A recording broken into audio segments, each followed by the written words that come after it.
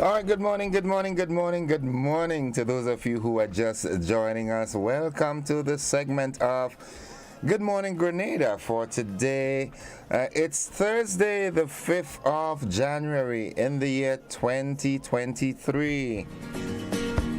Yeah, if it's your first time joining us, well, welcome on board. You've made the right choice, yeah? Trust me on that. There's no question about that. You've made, we set the tone for a good day. That's what we do here on K105. It's indeed a joy and a pleasure to be with you once again. How are you doing? I had a peek on the outside during the obituaries and realized it's very overcast at this neck of the woods. Don't know what it's like island-wide, but we will get a full update in the weather forecast that comes up during the AM edition of News Sports and the Weather here. So guess what? Here what we do. We go straight into what we do best at this time in mornings. We give you a word to improve your word power. Yeah. And this morning it's no different. This morning the word we're looking at is the word retrospection. Or retrospective rather. Retrospective. And it means of or relating to the past or something that happened in the past. Retrospective means of or relating to the past or something that happened in the past. It is spelled retrospective. It's an adjective. And it can be used this way. Though mostly pleased with her final grades at the end of the semester, she undertook a retrospective analysis of her work from the previous months. Yeah, that's how you can use that word. Though mostly pleased with her final grades at the end of the semester, she undertook a retroactive analysis of her work from the previous months. Nice. Good morning to all our online listeners and viewers, those of you out there in the diaspora. Good morning to you. Good day to you. Dependent on which location you are, where are you located? Nice. Let's look at the thought of the day. And it says, only a fool tests the depth of a river with both feet. Only a fool tests the depth of a river with both feet. You try to put one down, so you test it, and if it's not too deep, then you can immerse yourself. Yeah. But if you do that with both feet, then you have a problem. If it's too deep, then what happened? In short, what it's saying is don't leap into a situation without first thinking about the consequences. Yeah, if you jump in with both feet, then you might end up in problems if it's too deep. So you test the waters first, right? With one foot. Nice, you'd be a fool to do otherwise. It's 24 minutes until 7 o'clock. What's buzzing this morning? All right, we're hearing that there's the Ministry of Carrico and Pediatric Affairs and the local government has been reliably informed by Sol that the fuel tanker will be there tomorrow. That's because there's a fuel shortage in Carrico. Now, however, to ensure fuel needs are met, another fuel truck from Grenada will be there tonight. The Ministry of Carrico, well, that's last night, okay? The Ministry of Carrico and Pediatric Affairs and local government and Sol apologizes, or they apologize, both of them had to be apologized for the inconvenience this has caused, and thank you for your patience and understanding. The folks on the Sister Isle, well, if you have a shortage of gas, then you gotta be careful how you drive. You understand? Don't take any joy rides. Good, nice. Also making a rounds on the buzz this morning, Gary Nicholas, a retired U.S. soldier, is out on $20,000 bail after he was arrested and charged for possession and importation of firearms and ammunition. Now, Nicholas, a resident of Dr. Groom's in St. George, was arrested following a search of a container at the nation's port on December 30th, 2022. And according to Superintendent of Police Simon Douglas, police were notified of a situation involving a 40-foot container on the port. He said a subsequent search by customs along with other law enforcement agencies was conducted, resulting in the discovery of 4 firearms, 2 rifles and 2 pistols, along with a total of 1,894 rounds of ammunition. Nicholas is scheduled to appear in court on February 21, 2023. We don't have game hunting in Grenada. We don't. I mean, we have little hunting. Fellas have the pellet gun and, the hunting gun and go and shoot little manikou and guana. And in some cases, monkey. Rami to an extent too, but we need all our guns for papi. We're not in Texas, we're not in the Wild West, man. Come on. This is Grenada. We're not used to that. I know you have your military background, but you've got to acclimatize. You're back home. You're in Grenada now. This is not our custom, okay? I'm sorry you did not make that adjustment in time before you end up on the foul side of the law. But nonetheless, let's see how it plays out. Okay, now 51-year-old Aubrey Springle, a self-employed agro-processor and father of 3 of Glebe Street sauteurs in St. Patrick, he ended the year more financially abled after collecting the Super 6 jackpot of $610,000, which he won exactly 3 months before on Friday, 30th September 2022. Mr. Springle's winning came just over 4 months after Miss Marcia Lewis of Lansapine had won $1,250,000 in the same game, which marked the biggest Super 6 jackpot ever won by a Grenadian and the second biggest Super 6 jackpot ever won within the Windward Islands. On the 10th day before Mr. Springle's 90-day prize redemption limit was set to expire, the much-awaited winner walked into the National Lotteries Authority main office on the Carnage in St. George's and presented his ID and his signed winning ticket, which was bought at Chevron's department store, a lottery agent that is located on the same street that Mr. Springle resides. With expediency, the ticket was processed internally, validated by Canadian Banknote, that's CBN, the lottery management company servicing the Windlot Islands. Then the check was granted and signed, all on the same day. Partners, remember, we schoolmates, remember? You have now become my best friend. Mr. Springle, coming up your way, right? All right, in 2023, let's all make a commitment to get along with each other despite our religious and political differences. Now, the picture will show 2 people you might know that are leading by example. If you can't make them out, it's former MP for St. Patrick West, Anthony Boswin.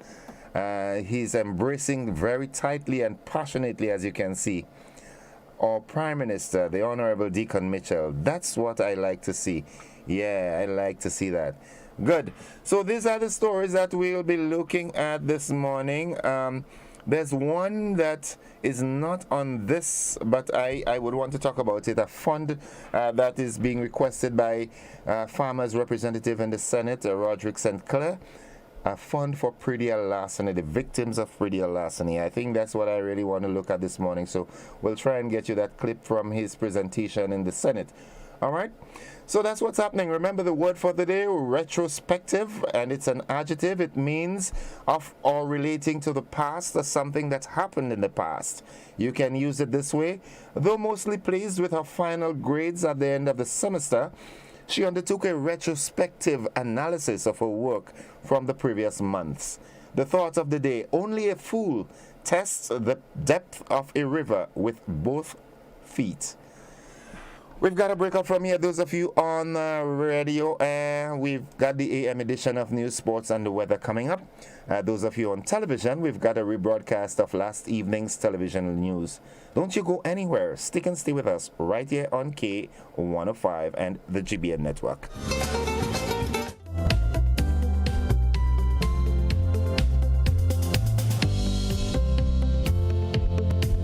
We all have wishes at Christmas. Maybe it's a car, repairs to your home, new appliances, or travel. Get yourself that perfect gift with a GUT Credit Union Christmas Make-A-Wish loan. You can get the money you need to make that holiday wish come true. Apply for a loan and you'll be entered to win one of 5 shopping sprees at Foodland Supermarket. Plus, great prizes from Sol AC Limited, Dean Mattresses, Digicel Grenada Limited, and Beacon Insurance. Call 440-1354. Email loans@gutcu.com or visit go.gutcu.com/Christmas. Apply now and make your wish the perfect gift this Christmas. Special conditions apply.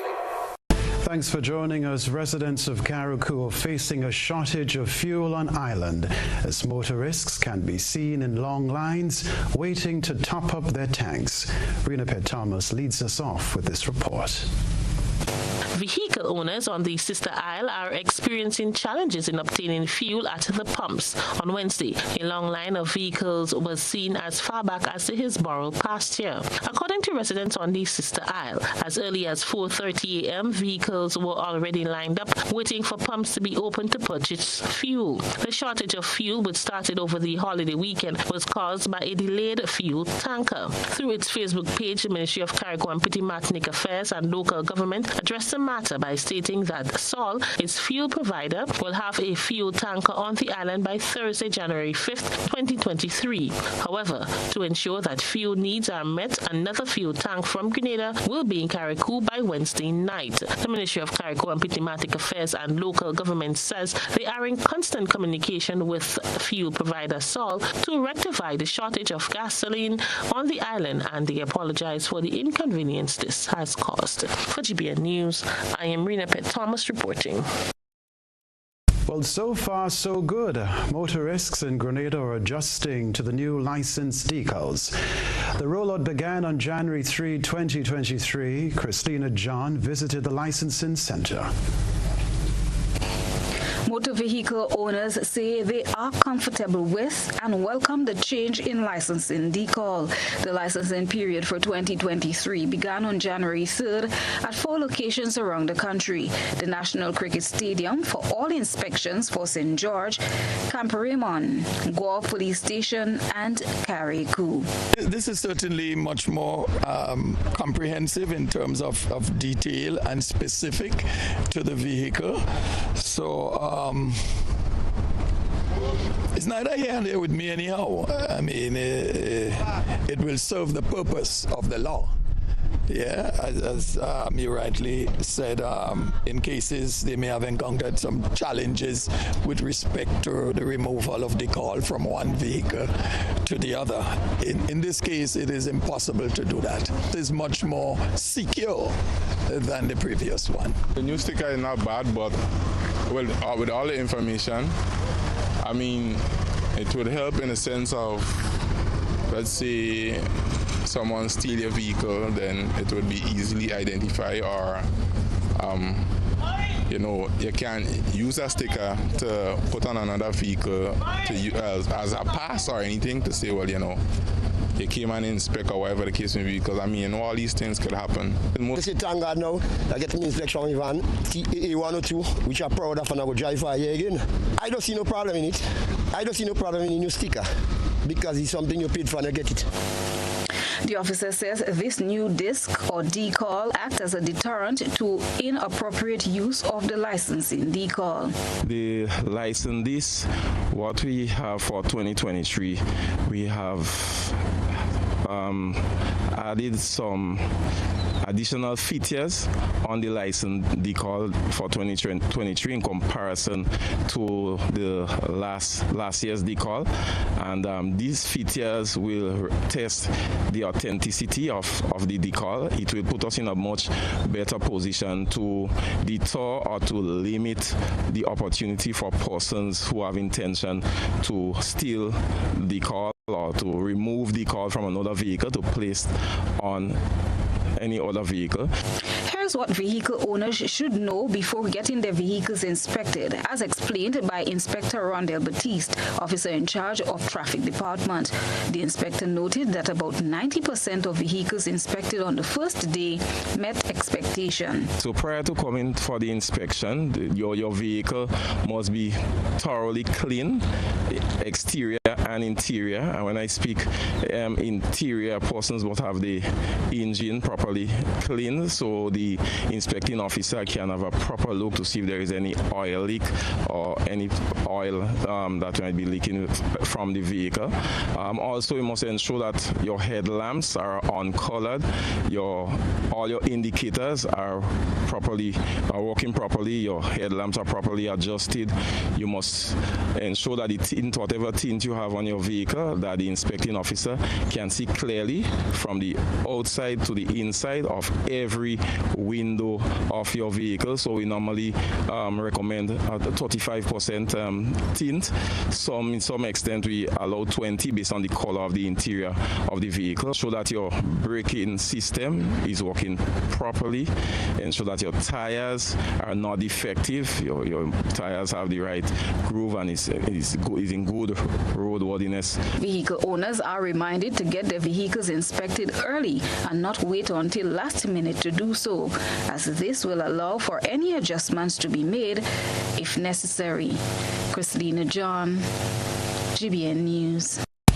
While many motorists welcomed the new license decals and some have praised the advanced security features, one keen eye pointed out a random error with the new process.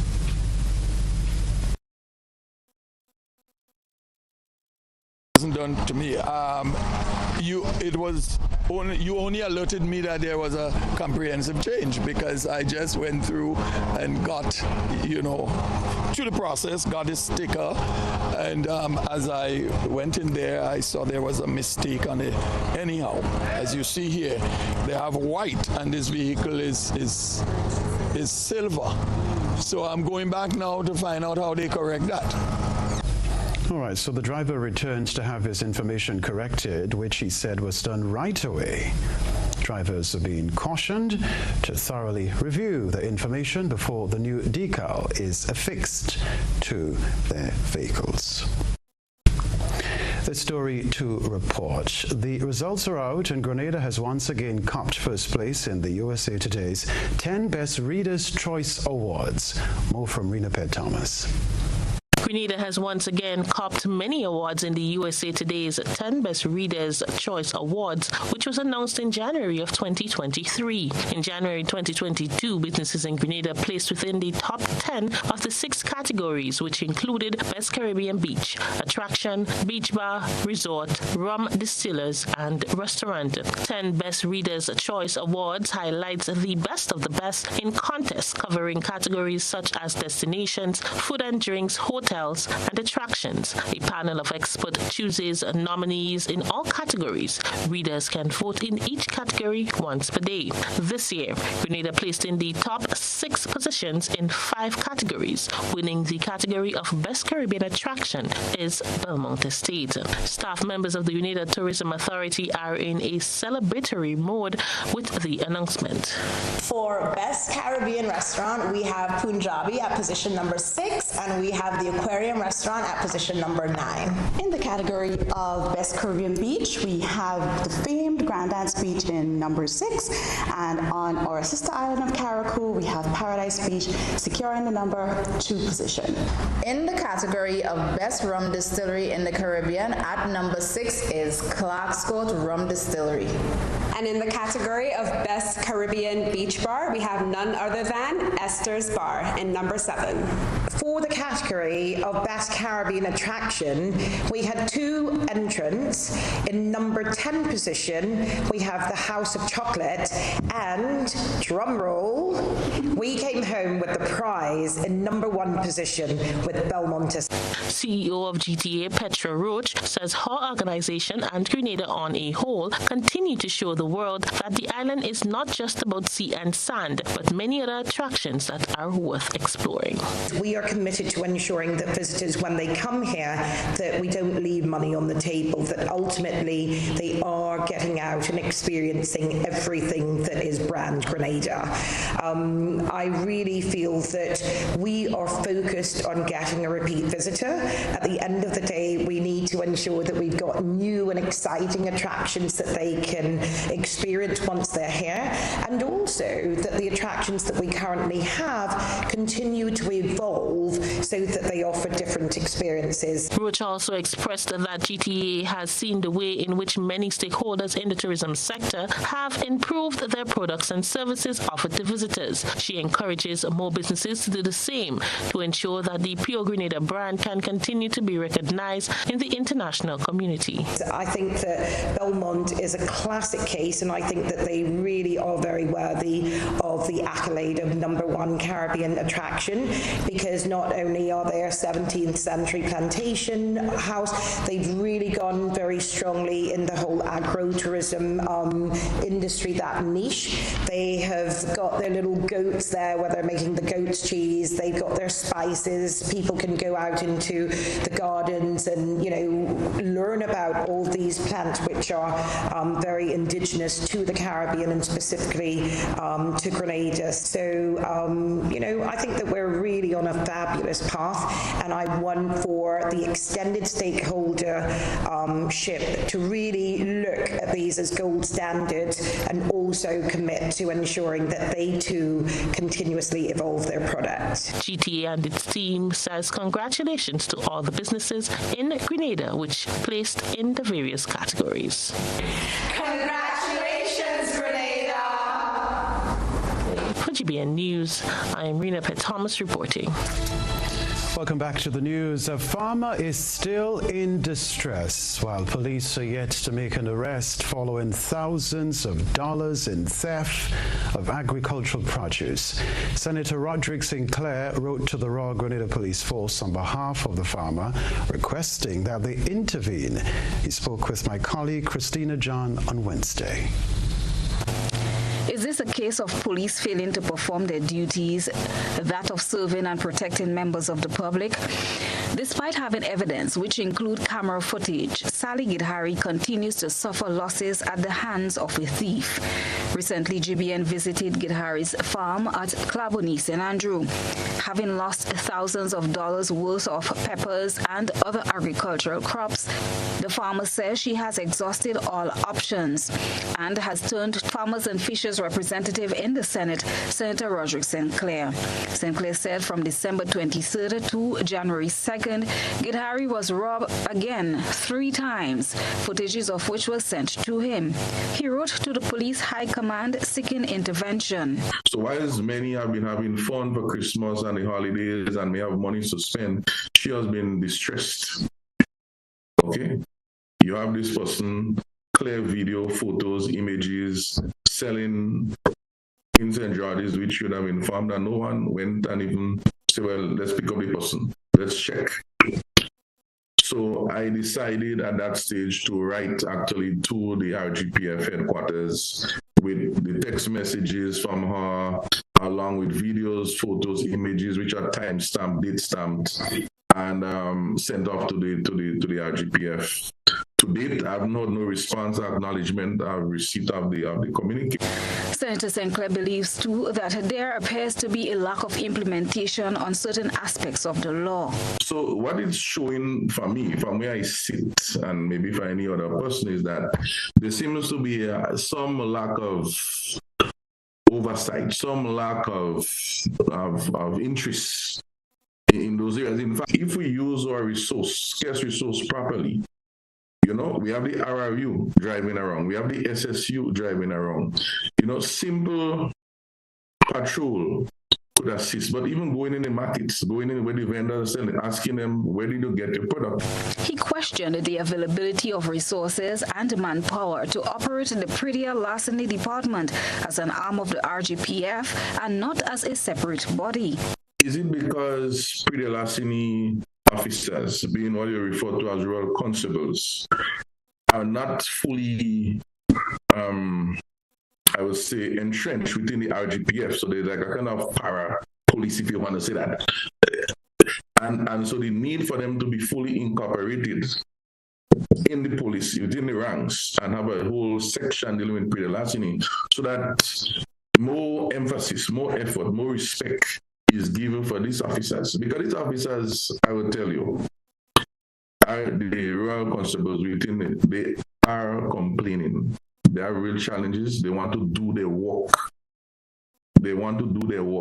But there don't seem to be the sort of support that is required for that. ASP Simon Douglas, officer in charge of the Community Relations Department, was contacted. He told our news desk that he was in communication with Ms. Gidhari today, as well as officer in charge of the Grenville Police Station. The ASP said he was told that the individual was being scrutinized. However, that was not relayed to Gidhari. He promised to keep abreast with this matter to bring about some form of satisfaction to the aggrieved farmer. Chrislina John, GBN News.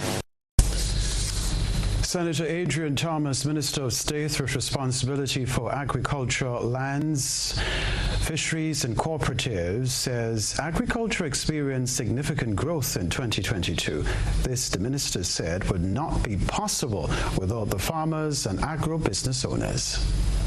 2022 was a year of transition for the ministry, as a change in government has placed agriculture, agro-processing, and agribusiness at the top of the transformational agenda as we aspire to build a new economy. In 2022, as was the case in 2021, agriculture's growth outpaced that of many other sectors, contributing significantly to the growth of the national economy. This was only made possible by the hard work of our farmers, agro-processors, beekeepers, fishers, and other agribusiness entrepreneurs. We are thankful for your tremendous contribution towards our food and nutrition security and towards the socio-economic development of this nation. Looking forward to more growth in 2023, the Agriculture Minister expressed gratitude to all stakeholders who played a role in boosting the sector. He reiterates government's plans to further boost the agriculture sector in 2023. As we look ahead to 2023, with a renewed sense of hope and optimism, we commit to providing strategic policy direction that will see the positive transformation of the agricultural sector. Let us all commit to working together to move agriculture and Grenada forward. All right, this is what we're talking about now. The two Thomases working together are creating a buzz on social media. Beverly Telesford has been looking around the platforms. We present the news. You analyze the various topics and distill the issues as they unfold.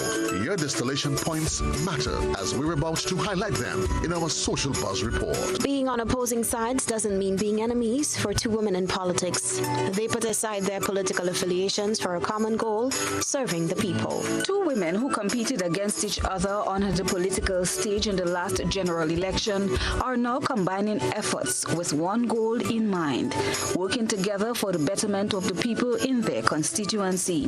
MP for St. Andrew Northwest, Honorable Delma Thomas, and Senator the Honorable Gloria Thomas from different sides of the political platform have given their commitment and have collaborated on a number of initiatives over the Yuletide season. Social media users took to the comment section to share their thoughts about this development. The following views are that of members of the public and not of the Grenada Broadcasting Network.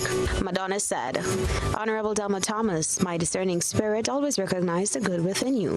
This is a great effort to reduce the division in our society. Peter said, the principle was taught to us in school, but why did they have to wait so long to admit this fundamental fact, especially when you seriously consider the words of our national pledge and anthem? Lydia said, sensible decision, kudos to them.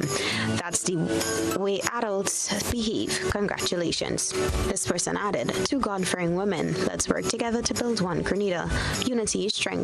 This person said, "We are finally on the right track. One people aspire to advance." And this person added, "That's the way to go. Others should follow."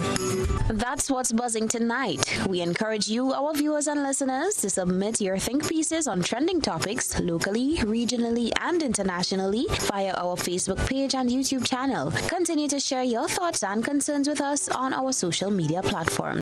Affordable quality products delivered to you via superb service.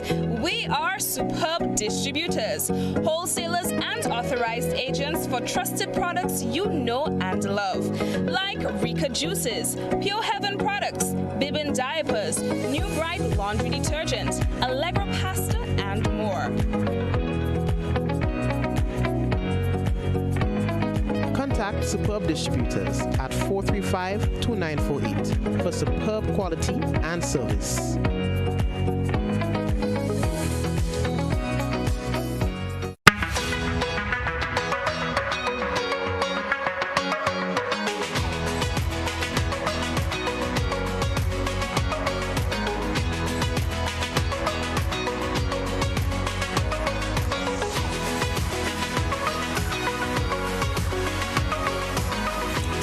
WeatherGuard Pro. For every project, there's only one Pro.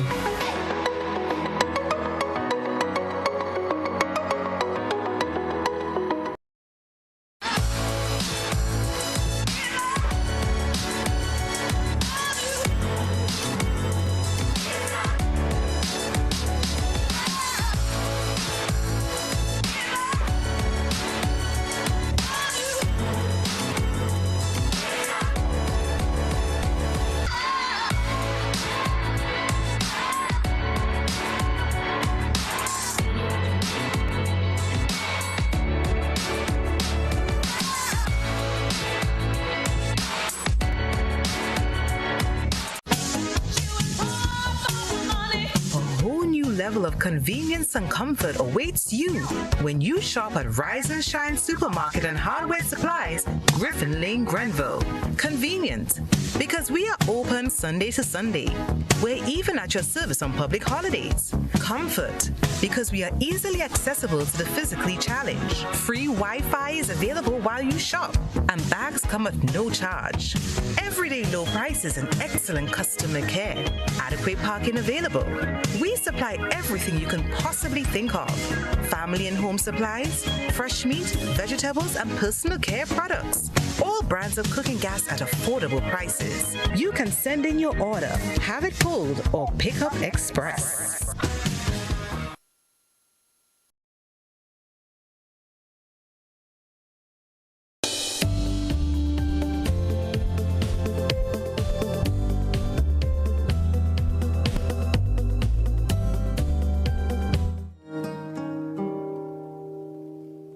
Good morning and welcome back. Those of you just joining us, well, welcome to the ride. And it's time for the conversation this morning. But before we do that, just a quick recap of the word for the day. That word was retrospective, and it means of relating to the past or something that happened in the past. And it can be used this way. Though mostly pleased with her final grades at the end of the semester, she undertook a retrospective analysis of her work from the previous months, all right? She did not just look at the good grades, she looked at the compilation of the previous months. So she went into retrospection and, then made her decision. The thought of the day: only a fool tests the depth of a river with both feet. Good.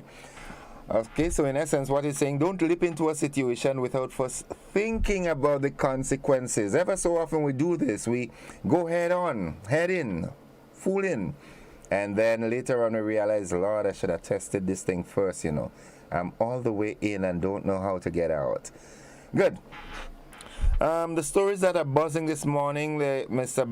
Gary Nicholas, retired U.S. soldier, is out on $20,000 bail after he was arrested and charged for possession and importation of firearms and ammunition. All right, $20,000 bail, 4 firearms, 2 rifles, and 2 pistols, along with 1,894 rounds of ammunition. That is a lot, papi. That is a lot. That is a lot. And you don't have a license for that, that is a problem. Okay, you need to get a license. Also see my good friend all the way in Sutter's collecting a check, $610,000. Gosh, boy. Think I better change my name to a Springer. All right, congratulations to you, Mr. Springer. And yeah, there's a nice picture circulating with the past parliamentary representative for St. Patrick West, Anthony Boswin, embracing. Well, they both of them embracing. They both embracing one another. I find us in the Prime Minister right hand down. Maybe the left hand is the one embracing Mr. Boswin. So maybe, yeah, but that's a good sign. And it's a good follow-up to what we the story that we looked at yesterday with the Thomases from St. Andrew. That is Northwest. Northwest. Yeah, Delma Thomas together with Gloria Thomas pledging to collaborate to work in the interest of the constituents. Delma Thomas is a parliamentary representative, although not in government, but she is working collaboratively together with Gloria Thomas, and that's good, the collaborations of the Thomases. Sounds nice, sounds like a calypso, yeah? Good. However, folks, the main story that I want to talk on this morning, I've interacted with my television personnel, and I asked him to see if he can pull this. Very interesting. For years, eons of years, we have been plagued with this malady of predial larceny, stealing of other people's properties. All right, but we're zeroing in on farmers today, and Mr. Roderick St. Clair is a good friend of mine. Good morning, sir. How are you doing? We still have to sit down and talk, all right? He promised after the budget and thing and so forth, we'll sit and have a comprehensive conversation. All right, so we still have to do that. Eh, Pagos? Nice. Paggy. That's how we used to call one another. Good. So, yeah, he made a clarion call for government to set up a predial larceny fund so that the victims of predial larceny can get some form of compensation to at least attempt to get them back to that state they were in before their demise. If my TV personnel can just run that little clip from the news, and then I would like to hear your take on this. So stick and stay with us, okay? Is this a case of police failing to perform their duties, that of serving and protecting members of the public? Despite having evidence, which include camera footage, Sally Gidhari continues to suffer losses at the hands of a thief. Recently, GBN visited Gidhari's farm at Claboni, St. Andrew. Having lost thousands of dollars worth of peppers and other agricultural crops, the farmer says she has exhausted all options and has turned Farmers and Fishers representative in the Senate, Senator Roderick St. Clair. St. Clair said from December 23rd to January 2nd, Gidhari was robbed again 3 times, footages of which was sent to him. He wrote to the police high command seeking intervention. So whilst many have been having fun for Christmas and the holidays and may have money to spend, she has been distressed. Okay? You have this person, clear video, photos, images, selling in St. George's, which should have informed that no one went and even said, well, let's pick up the person. Let's check.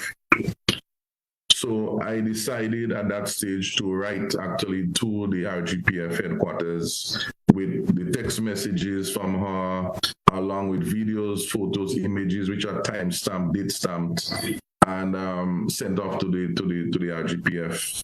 To date, I have not no response or acknowledgement or receipt of the communique. Senator St. Clair believes, too, that there appears to be a lack of implementation on certain aspects of the law. So what it's showing for me, from where I sit, and maybe for any other person, is that there seems to be some lack of oversight, some lack of interest in those areas. In fact, if we use our scarce resource properly, you know, we have the RRU driving around. We have the SSU driving around. You know, simple patrol could assist. But even going in the markets, going in where the vendors are selling, asking them, where did you get your product? He questioned the availability of resources and manpower to operate the Prettier Larceny Department as an arm of the RGPF and not as a separate body. Is it because Prettier Larceny officers, being what you refer to as rural constables, are not fully, I would say, entrenched within the RGPF? So there's like a kind of para-police, if you want to say that. And so the need for them to be fully incorporated in the police, within the ranks, and have a whole section dealing with Prettier Larceny, so that more emphasis, more effort, more respect is given for these officers. Because these officers, I will tell you, are the rural constables within it, they are complaining. There are real challenges. They want to do their work. But there does seem to be the sort of support that is required for that. ASP Simon Douglas, officer in charge of the Community Relations Department, was contacted. He told our news desk that he was in communication with Ms. Gidhari today, as well as officer in charge of the Grenville Police Station. The ASP said he was told that the individual was being scrutinized. However, that was not relayed to Gidhari. He promised to keep abreast with this matter to bring about some form of satisfaction to the aggrieved farmer. Christina John, GBN News. All right, tell you what we do. We take a quick commercial break and we'll be right back so that we can start having the conversation. Don't you go anywhere.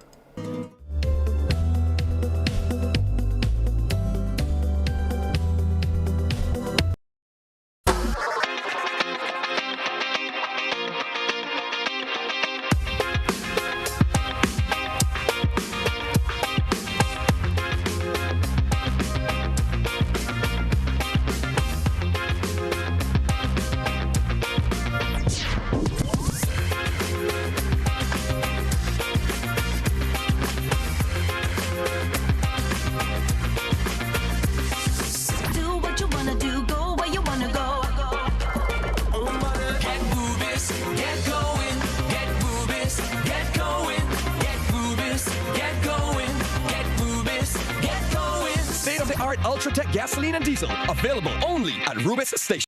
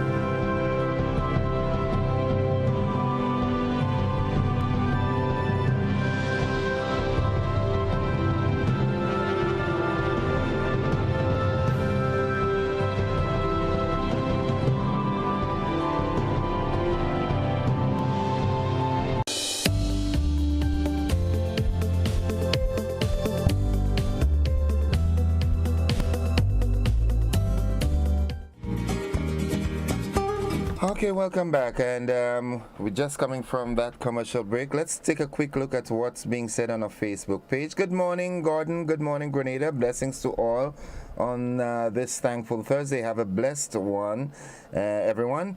Christopher Gatt says, blessings, my people. Catherine Phillips says, good morning, Grenada. James Lynch says, Happy New Year as well. Hello to all of you, all right? And let's go to our first caller this morning. Good morning, caller. Yeah, morning, Innocent, and morning to your listeners and your viewers. Now, every time I hear about the issue of predial larceny, I think about how hypocritical we are, because we promote ourselves as a Christian nation, yet as a preacher and marketer said soon after the Hurricane Ivan, that we are a nation of thieves, because at the time he was making reference to the looting that took place, widespread looting that was looted, including which the police was accused of being part of the looting at the time. The other thing about it is that we are reactive in terms of we're trying to react to the situation right now. We need to outlaw certain things in a sense among ourselves. Dishonesty. And we have been cultivating dishonesty over the years. If you could get away with it, fine. We could get in a culture of individualism, of selfishness, of, everything decadent. That we have laid the foundation of that. And we need to find a way of rooting it out. We need to also look at how we are educating our people from the home and everything. Because, it is said, a researcher, a very American researcher, did a study, and he said there's 1% of the population that would never steal. There's another percent that would always steal. And he said that 98% of us who would conveniently steal, the opportunity. So, and most time we focus on the 1% that steals, and then the 98% of us that are opportunistic thieves. We don't focus on that. Okay. And one way we could focus on that is to become honest to each other, with each other. Don't buy things that you know, especially if you know people buy things. I could go on and on, but thanks for creating the space for the conversation. All right. Thank you, Colin. And we need to really, start pretending and face the music. Okay, thank you, Colin. Thank you very much. 19 minutes after 7 o'clock. Now, the substantive matter of the topic that I really want to look at, we missed that in the television clip, but the suggestion by Senator St. Clair to establish a predial larceny fund, all right, so that the victims, persons who were robbed, farmers and so forth who were robbed, can dip into the fund. And he's calling on the current administration to establish that fund and manage it so that after prosecution, when the perpetrator is caught and charged and so forth, then that fund can be dipped into to compensate the victims. Good morning, caller. Good morning. Welcome to the program. Thank you very much. I admire you for your frankness in discussion. You not like your other co-workers at such programs. Listen me, don't go there. I'm telling you, and that's a fact. You ask questions so that somebody could explain themselves. But the others, I will use the word seem. I don't even want to use it. Seems to be in a war with some of us when they don't get what they want to hear. So let me ask. Let me make myself. That is what I was telling you. Tell me when you come to tell me and stop giving me the preamble, man. Yeah. Let me tell you what I really interested in. Now, I cannot see why we should establish a fund for predial larceny.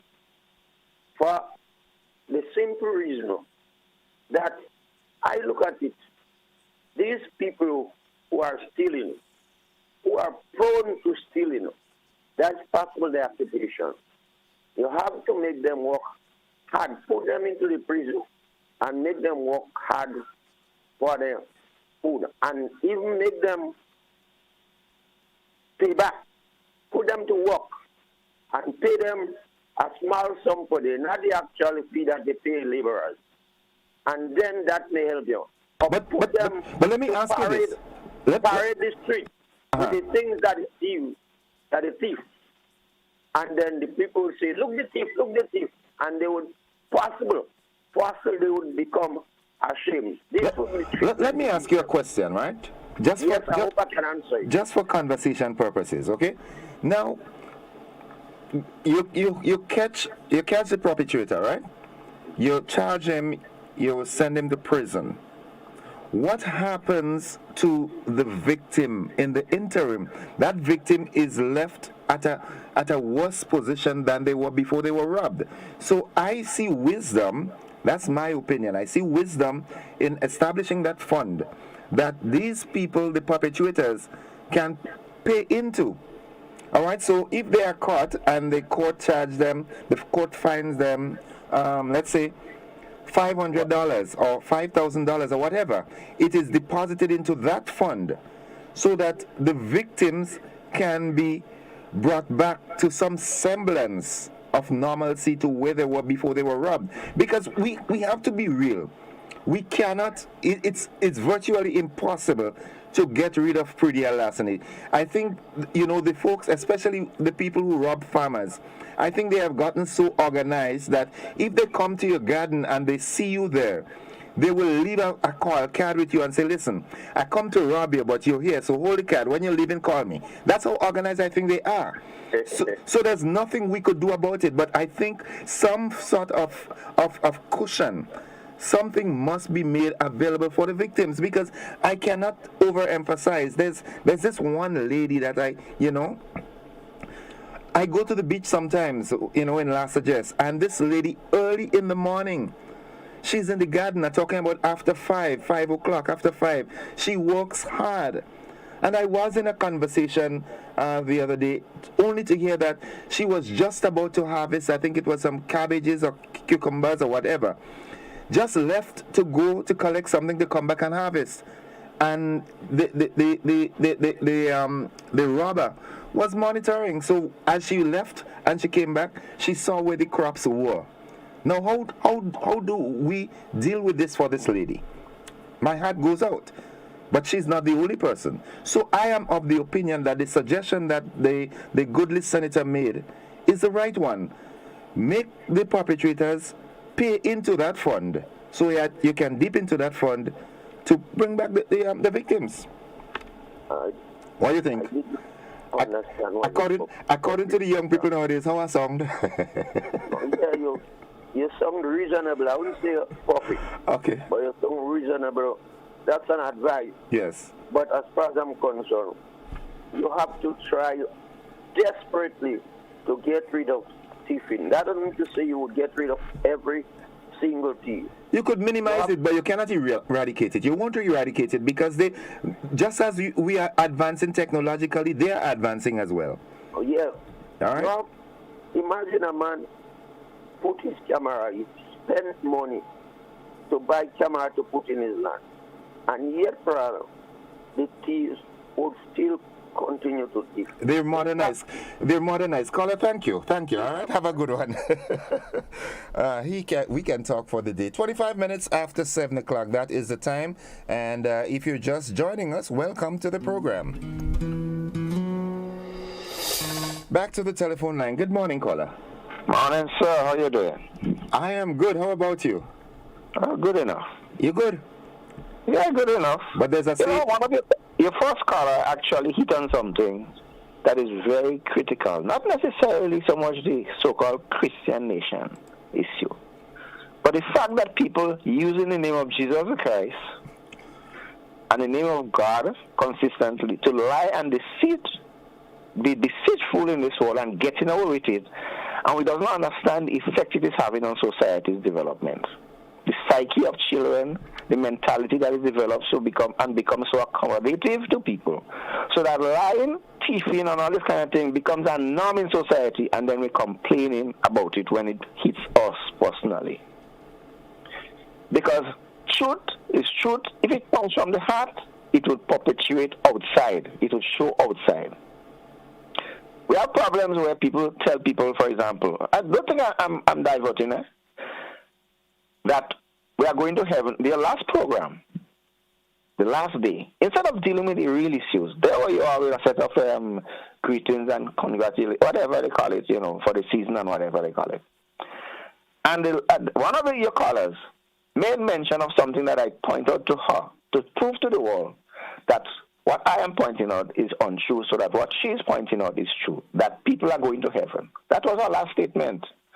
So here we have this kind of confusion where people are doing wrong things. At what time you conclude that wrong thing is wrong? You get the point I'm getting at? Yeah, I get so that when you have people doing things like that, how do you come to judge them as being wrong? The losses that that lady or that man has that farmer, I should say, has incurred to that extent.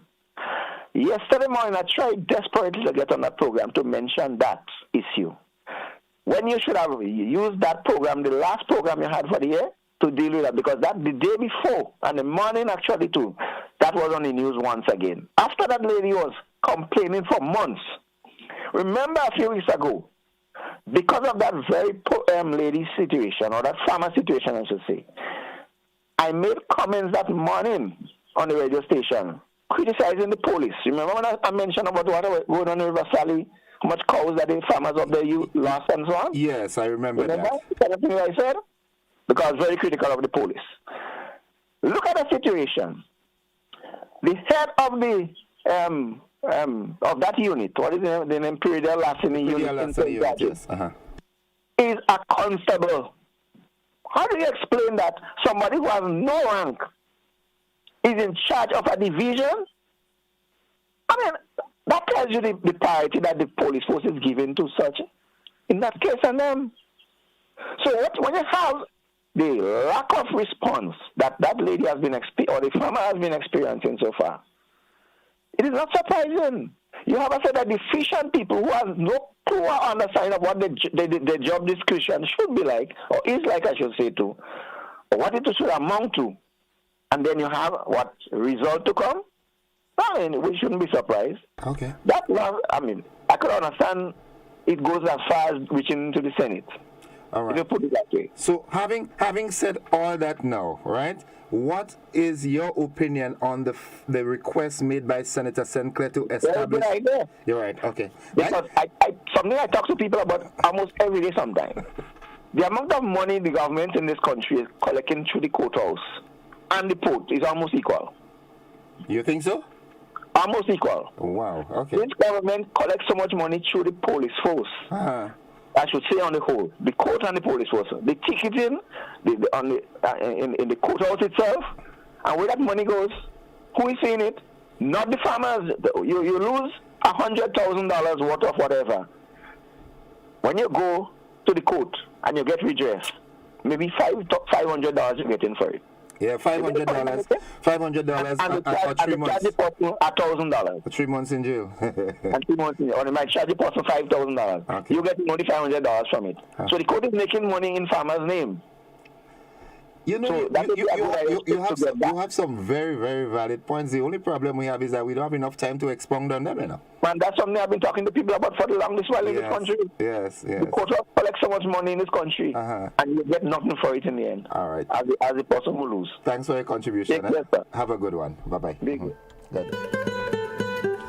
All right, folks, it's 30 minutes after 7 o'clock. We take a commercial break. We'll be back after these messages. Don't you go anywhere. Stick and stay with us right here on K105.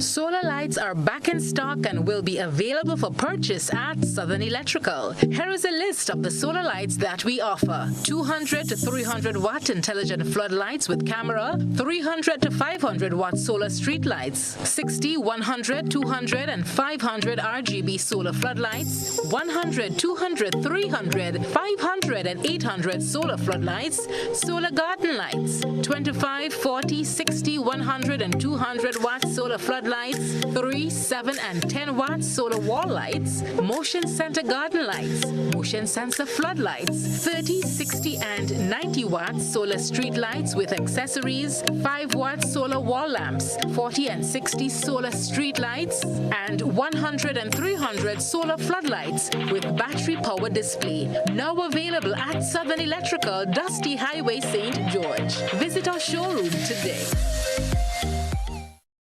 Total is one of the world's largest oil companies with a top quality line of lubricants. Total Lubricants has a full product line from passenger cars, motorcycle, heavy industrial equipment, mining, trucking, agriculture, and manufacturing machines and vehicles. Total Lubricants, winning championships in motorsports, including Formula One and World Rally Championships. Total Lubricants are available at all Rubis service stations, leading automotive shops, and distributed by Huggins. You know, one day I woke up and, you know, they painted a set of pedestrian crossing all along the streets. You know, nobody told us how to use that thing properly. I know how. You're serious?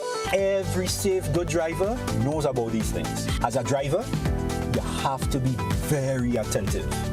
You know you're coming up close to a pedestrian cross, you start slowing down immediately, looking to see if there's any pedestrian on the side getting ready to cross. If there is, you stop on the line that is a certain distance before the crosswalk. Then you would see the pedestrian put their hands out, looking directly at you, indicating that they are going to cross. And only when you have come to a complete stop, that is when they will quickly and safely cross to the other side. And then you continue happily on your journey. Stop, look, hand out, eye contact, wait for pedestrian to cross. Then you happily continue on your journey. This message is brought to you by this group of insurance companies, the Traffic Advisory Body, and the Traffic Department. Feel good tax. Remember, if you have flu symptoms, do the right thing and stay at home to avoid giving it to others.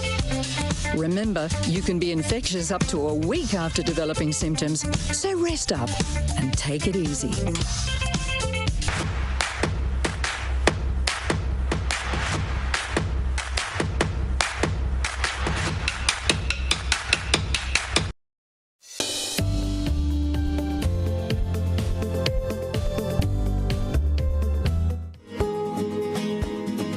Welcome back, viewers and listeners. It's 26 minutes on to 8 o'clock. Want to say good morning to you, Candice. You're on the bus coming down.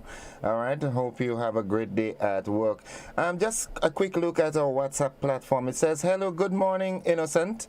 Next time, put a mister with that, all right? This weekend is Panorama semi-final in the small steel orchestras category in TNT. Now, there are Grenadian pan players playing in TNT for the Panorama season. This is a pan enthusiast. I promise you that I will incorporate more pan in my schedule, all right? You know, I love pan. We're going to walk along and ensure that we have a good Panorama this year. All right, let's see what's happening on our Facebook page. Good, we've got a few comments here. All right, good morning to everyone. Alison Cox Asplund, Cynthia Bay, good morning. Alistair Warwood Senior, blessings, spicy folks, near and far. Okay, well, blessings to you all as well. Okay, now the caller before we went off on that commercial break, he made a point that I have to be very careful how I respond to it. And I really can't confirm it, but if he says it, then I you know. The fact that the Predial Larceny Task Force is headed by a constable, that's a questionable thing for me. Good morning, caller. Yes, good morning to you, sir, and Happy New Year to you. Thanks, and same to you. Thank you, and have a great day. Talk to me. Predial Larceny matter. You know, the government had been behind this thing for quite a number of years. And I gave some suggestion as to how to solve this problem, because it's island-wide, you know, and who will fund? You set up a fund. Who? Where would the money, the fund come from? Who will set the fund? Do we have sufficient farmers to create a fund? And if the government have to create a fund, assisting that fund, where is the money coming from? Is it coming from the corpus of the government, from the consolidated fund? Would it come from the citizen generally as a tax, as part of a tax, to put into that fund? How would that fund be set up? And where the money is going to come from? I'm suggesting, sir, that we have to deal with the economy. And sometimes people doesn't like to hear it, but that is where it is.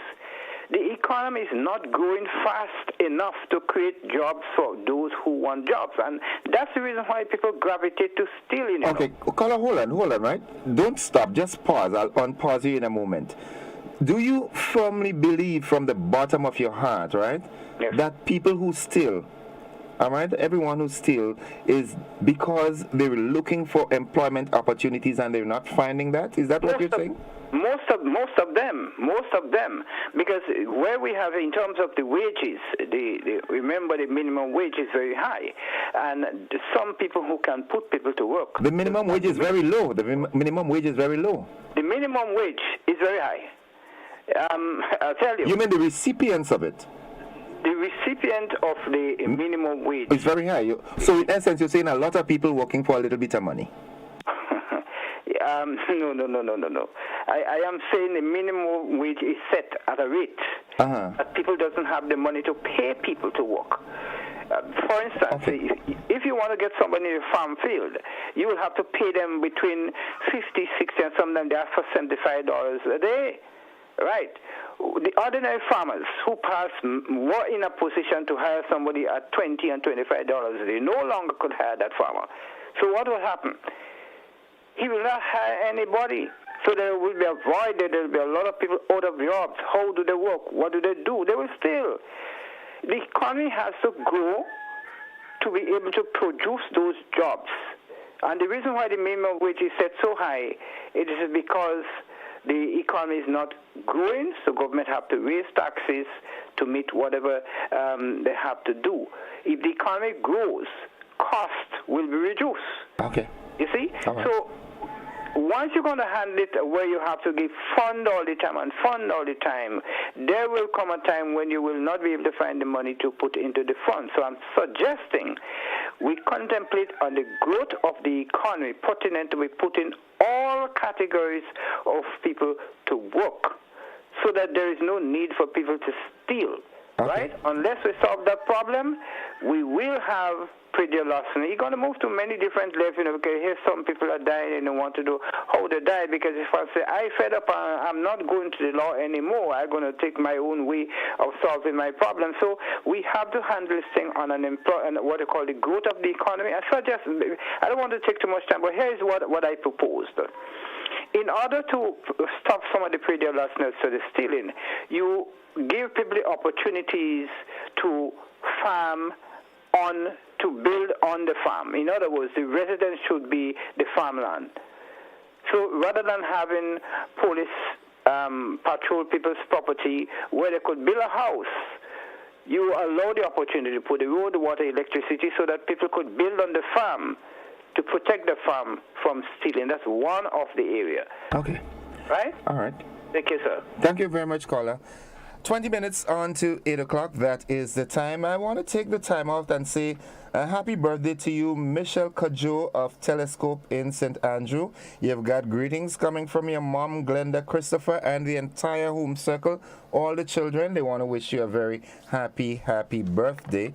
Also, I want to extend final farewell and condolences to the family of Kenrick Edwards, also called Jamin, out there in Poetry.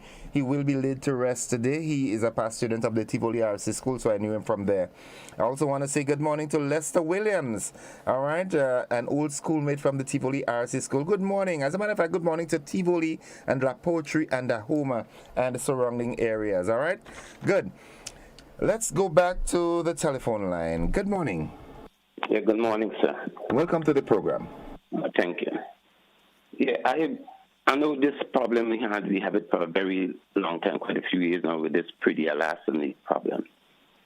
At the moment, based on your statement or your question is, how can we solve it? I think we can find a way of probably not solving it, but minimizing it. Yeah, well, I said it openly. There's absolutely no way we could stop stealing completely. All right. What we can do is make all the efforts to minimize it, reduce it to its lowest level. Right. So my take is that I believe Grenada is not that big. I believe in most of the areas where we have farmers or people planting crops for export or for local consumption. Yes, okay, if you have the pre-larceny task force, what I think they can do is you have them distributed in different areas where these activities are going on. And the people who is involved in buying and selling, they must have a license to operate. Just like there are people who selling alcohol or liquor, strong liquor, you must have a license to sell it. You must have a license to buy and sell these products. And the task force know the people who is involved in it. So if you're doing your research or you're doing you're going around doing whatever investigations you're doing, when you meet these people with these products, you identify yourself, you ask them where to get these products from. They say, okay, well, I bought it from Farmer Brown, or planted it in my backyard. You do the investigation on it. If you find what they say is not true, you arrest these people until you do your investigation and get to the bottom of where they actually got. If you find out that these products that they're selling were stolen from any of the farmers or the persons who is involved in the buying and selling of these products, what you do, you take them to court as usual and you charge them. The money that you charge them should be enough to, one, compensate back the farmer or the person who was involved, who had spent the hard days planting and growing these crops till it reached preparation so that they can go out and sell. What you do is you compensate the people who was involved by the losses, and the rest of the money, like I say, the fund, if you have established a fund, the rest of the money, you charge them enough that the rest of this money would go towards the fund, and also part go towards paying the Pretty Alasani task force. Okay. All right. You understand? So at least you have an idea, and eventually, I believe, as I said at my initial stage, you cannot stop it, but then you'll have make people think twice before they do it. Okay. Thank you, caller. Have a good morning.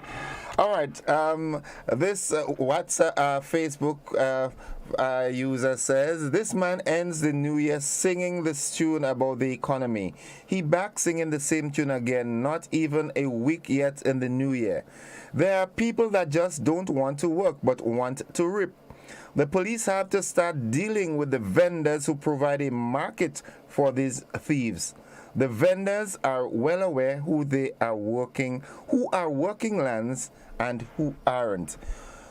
Yeah, a lot of emphasis, Alpha, I agree with you. A lot of emphasis have to be placed on the vendors in, getting them in line, because if there isn't a market, although we know there are, a lot of people who we would refer to as heartless people, that even if they know the product is not good for sale or what, maybe they'll just pass and destroy your crop. But most of the times, what they are looking for is money. So where do they go? They go to the vendors. So I think a lot of emphasis should be placed there. Good morning, caller. Morning, sir. Welcome to the program. I am out of words where it is concerned about Pretty Alasani. Now, I am 68 years old. You're a young man.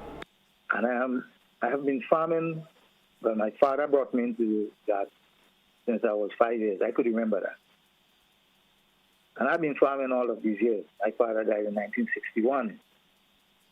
So what my father planted, well, most of them got destroyed by Ivan, but I planted back just the same. My experiences are funny and great, because farmers are the most, the deadliest enemy to farmers. Now imagine a farmer telling me that there's a source of thief around and he read like me. And the person who is telling me that, he read like me just the same. He read like you? It's just the same. So you're a red man? I'm a red man. Okay. All right, red man. Another farmer takes an opportunity to tell me, he protects my cocoa for me. But what you find happening is the same farmer picking my cocoa and going with it. Well, he protecting it. He doesn't want somebody else to come and take it, so he protecting it for you, pick it and he save it home for you. You understand what I'm saying? I kind of out of words with Freddie Alashney's concern. But what do you think about setting up the fund as the senator suggested? Well, these things, I doubt that would work. Why? My idea is in prison for 5 or more years, hard labor. That doesn't remedy the problem that the farmer faced. All right, you rob the farmer, so you put them in a worse position, and you sent to prison. What happens to the farmer? How does he make a livelihood? I won't be able to stay too long with you on this phone. As a cell phone, okay. Tough, but anyway. Have a good day. I am not sure. Thank you. 12 minutes on to 8 o'clock. Yeah, the idea is to, the farmer is distressed. How do you return them to that state they were in prior to that heartbreaking thing? Now, Cynthia B says, how many times are we going to hear the Minister of Agriculture say that? We are to buy from licensed farmers to be able to sell if we are not farmers. I agree with this. Veronica Fari says, Innocent, the former Minister of Agriculture spoke about cameras in every budget during her tenure as minister. What has become of those? Can your newsroom investigate? All right, Christelina John, you have an assignment, okay? Good morning, caller. Hi, good morning. Yeah, Marina Innocent again. Quickly, the last farmer, so strengthening the point I made. Even the farmers are involved. We are all complicit in this thing. We need to focus on the 98%, not the 1%, because we know that 1% would not steal or would not buy stolen goods under those circumstances. All right, caller. All right, thank you. Good. And 11 minutes on to 8 o'clock. Want to take the time out and say good morning to the management and staff at the Country Cold Store. Good morning, Mr. James Lewis and your team. Good morning. Good morning, caller. Yes, Innocent. The time when I made the adverse comments against the police force a few weeks ago, it was based on a news item that you all did the day before, because of an interview that was done with the head of the Period Lassini task force in St. George's, Okay. The guy who had the task force in St. George's, I'm pointing out, Okay. He's a constable. On top of that, if you took note of what Mr. St. Clair said, that the perpetrator has been seen selling stuff in St. George's, why the SSU and so on has not been attending to it? That's what the point he was making. Okay. The people know who doing it, They have camera footage. And the perpetrator has been selling things in St. George's Market. Whether it's on the sidewalk or inside of the market, I don't know. All right. But the thing is that it is known who doing it. Okay. So what is going on there? All right. Yes, sir. Thank you. Never a dull moment. It's 10 minutes on to 8 o'clock. Let's go. Let me see quickly what's happening on our Facebook page. Ernesto Jose says, I think what we can do to minimize stealing is having farmers installing cameras on their farms. Well, Papi, that is already happening. All right. The previous caller just said that they had footage of the crime being put down, if you want to use that word. So the installing of cameras is nothing new. But nonetheless, let me read the comment through its entirety. Farmers installing cameras on their farms, which will give them a notification of activities taken on the farm. Also, they can change the path on or time they goes to the farm. Papi, that and them ain't working. The guys just be sitting down waiting by the road. I tell you just now, what they would be telling you is they'll be giving you a card and say, listen, I am intent on going to your place, but I notice you're going there now. So when you finish, give me, here's my card. Call me and tell me you're not there so I can do what I want to do. Good morning, caller. Morning. Welcome to the program. Yeah. Well, I thought at one time it was decided that the judge, if you stole some products and you came before the judge, they would demand that you work for the farmer as a penalty. And I don't know if that has been done again, but I think that's about one of the best things. Let the thief, mandate the thief to work for the farmer. In other words, to pay for the goods that he stole. That could be a solution as well. Yeah, it could be done. Okay. And I think that it was done at one time, I knew. But I don't know what happened again if they forgot. Yes. Okay, thank you, caller. Okay. Have a good morning. 8 minutes on to 8 o'clock. Heaven Hill says the man importing weapons and ammunition in a container must have had some connections on the port to be so bold to do so. In Grenada, it is all about connections, but something went wrong. Links. Little Pinky said that in song Linkology. I don't know. I can't comment on that one. Chris Woodruff says, if government starts to compensate the vendors or the farmers for the losses, that means that government will become the best customer. So that cannot work. Implementation of the laws, it's fundamental. All right, Alison Cox Asplan says, a hungry man will do anything to survive. Nothing. Poverty creates crimes. Hard penalties would create more crimes. Okay, so you're saying there's no cure. All right. Alistair Warwood says, prosecute the buyers of the products who knowingly buy it from the thieves. I thank my Jesus I am not a farmer. I would take a day and make night for those thieves. Either I kill one of them or they kill me. I remember a man losing his head for his own nutmeg. Thieves are relentless. Yeah. 7 minutes on to 8 o'clock. And let's go back to the telephone line. Good morning, caller. Morning. Welcome to the program. Yes, man. I've been listening to this thing back and forth, and as you saying rightfully, you can't stop people from thieving, But what has not been going on over the years, I've never seen the Pretty Elastic Task Force or the police in the market on a Friday and a Saturday morning asking vendors, who did you purchase this from? Where is your receipt? Yeah. If you can stop it when it starts, remember, these people are thieving and not stealing to use in their home. They're thieving to sell. Two things. Either they sell it for themselves or they sell it for a vendor. That has been established. That is facts. You understand? But yet for all, you do not see anybody in the market. So let's say, a farmer lose avocado yesterday, right? Market is the next day. You don't see the police in the market checking all the vendors with avocado and asking them, where did you get it from? Show me your receipt. And if you cannot show me your receipt, you buy it from Farmer X, we're going to take it.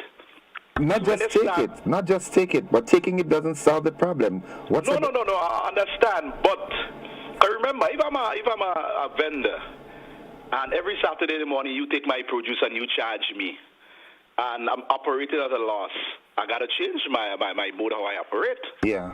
You understand? But they continue to make a profit and get away with it. So in essence, none of them going to jail? In essence, you're saying that the Pretty Larceny Task Force, collaboratively with other arms of the RGPF, should be more, the presence should be felt more as it relates to Pretty Larceny, especially with farm products. Exactly, at the market. This produce have to sell.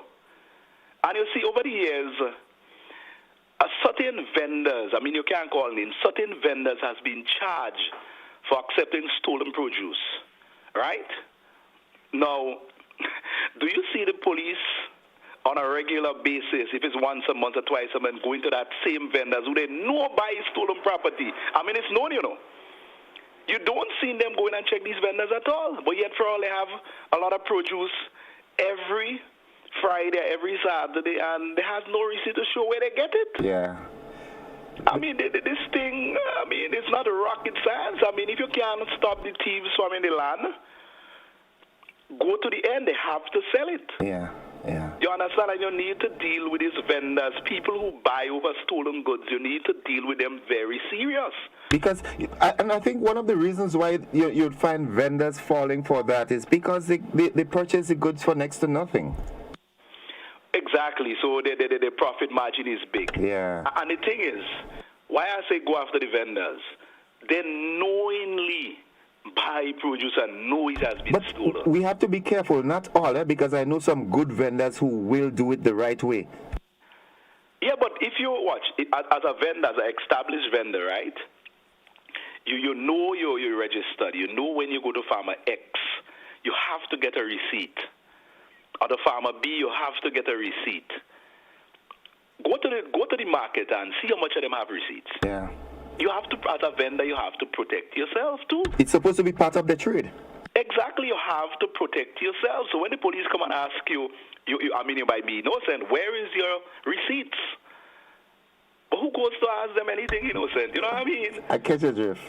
I think I know Mr. Douglas well. He's listening, and I know that I just think that 2023, the transformational agenda that is being undertaken, I think all these things will be encompassed in it. Yeah. I mean, the laws are there, right? Yeah, I think so. It's a matter of implementing it. I mean, getting somebody who is in a task force who is serious about these things and who knows what they're doing. Could I make a recommendation?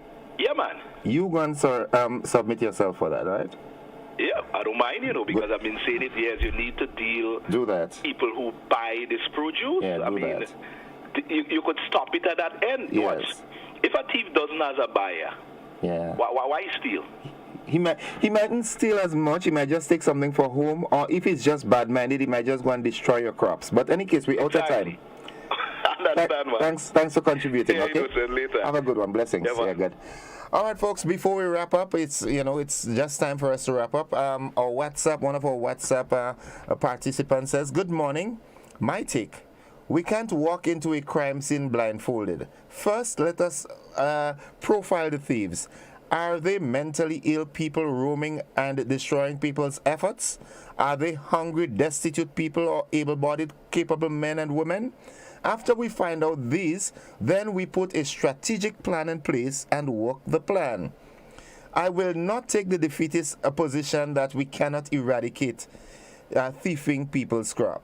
Last resort for farmers, get a licensed gun and shoot, then call." Up you, gosh, no, this is Grenada. All right, one other person says, "Innocent, what if the person cannot pay? I think if there are receivers of these stolen properties, they should be charged same amount as the thief." All right, okay, nice. So let me do this now before we wrap up. I want to give my Facebook people, an opportunity to get their final comment. We have to head to the BBC though. All right, thanks to all who contribute. Wow, Cynthia Bay doing my job for me. Alistair Warwood said there are persons selling in our markets who purchase produce on a daily basis for resale, and they don't even have a backyard to plant. Okay, well, you know that. So Alpha Veronica Fari says the solution is enforcement. Our police force needs to wake up. Time for the transformational agenda to reach the RGPF. All right, caller, you are correct. This is what exactly the police do in SVG. Those of you who called and participated, thank you all so much for your participation. I really do enjoy this. And we look forward to another one tomorrow. Should the good Lord spare our lives. Be safe today. Find your reason why. Have a good day, Grenada. Bye-bye.